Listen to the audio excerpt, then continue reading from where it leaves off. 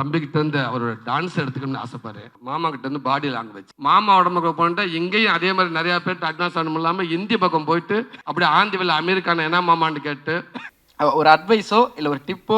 நாங்க வந்து சின்னதா ஒரு பையன் வந்திருக்கான், அவனுக்கு ஏதோ அட்வைஸ் பண்ற மாதிரி இருக்கு. டேய் நீ யாரு? சிவா தெரியும்ல? எனக்கும் தெரியும். ஈஸ்ட்மேன் கலர்ல இருந்து நடிச்சுக்கிட்டு இருக்காரு அவர்.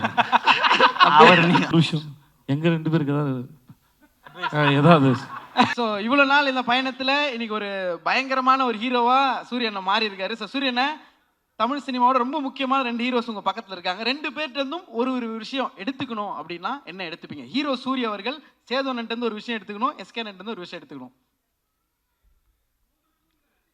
நான் தம்பிக்கிட்ட இருந்து அவரோட டான்ஸ் எடுத்துக்கணும்னு ஆசைப்பாரு. எஸ்கேனன்ட்டு டான்ஸ், மாமா கிட்ட இருந்து பாடி லாங்குவேஜ்.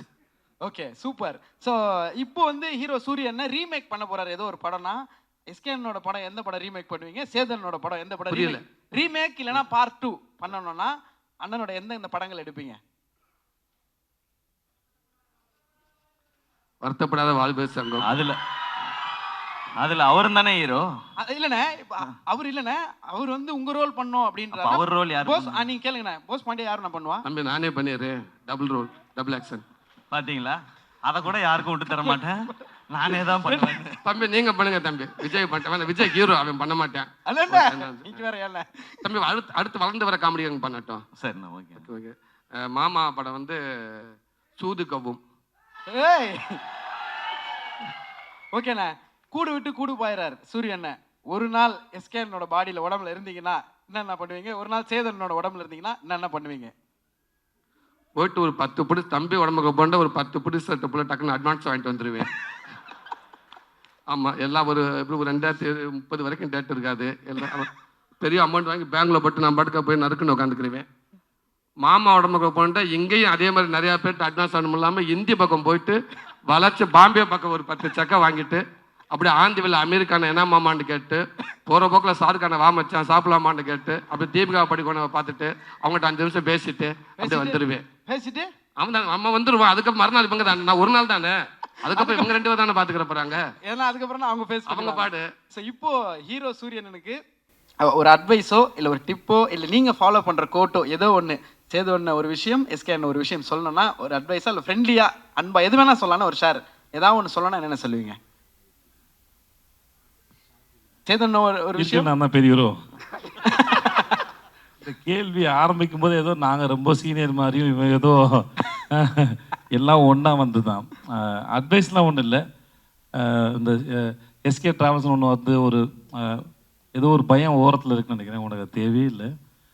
அப்புறம் உண்மையில நிறைய பேர் பேரன்பு வச்சுருக்காங்க. தொழிலில் சின்சியராக பண்ணாதவங்களுக்கு தான் பயம் இருக்கணும். ரொம்ப நேர்மையாகவும் சின்சியராக பண்ணுற ஒருத்தர் தொழில் என்றைக்குமே விடாது. நீ வாழ்க்கை நல்லா இருப்பார், நன்றி, பயம் அவசியம் இல்லாது.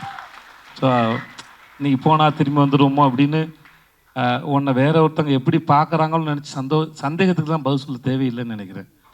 நம்மளை என்னவா பார்க்குறோம் தான் இந்த மேட்ரு. அதனால வாழ்த்துக்கள். தேங்க்யூ மாமா.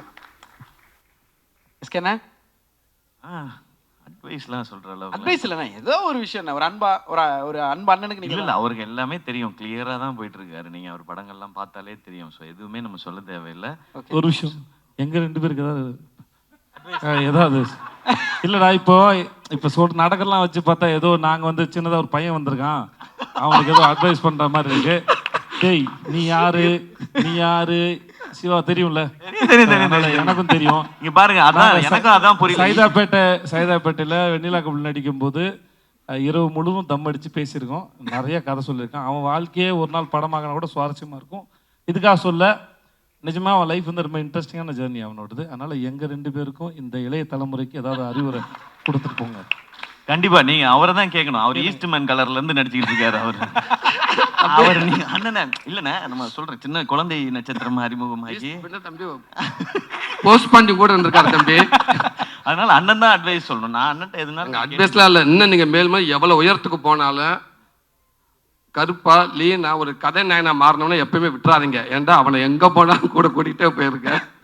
இதை நான் சொல்வேன். ஒரே ஒரு ஃபைனல் ஆசை. சூரியனோட ஆஃபீஸில் ரொம்ப முக்கியமான ஒரு 2-3 ஃபோட்டோஸ் மட்டும் இருக்கும்.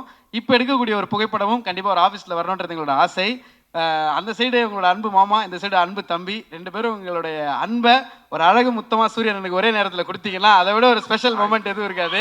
So photo to be framed please. சாதாரணமாக ஒரு ஃபோட்டோ எடுத்துப்போமா?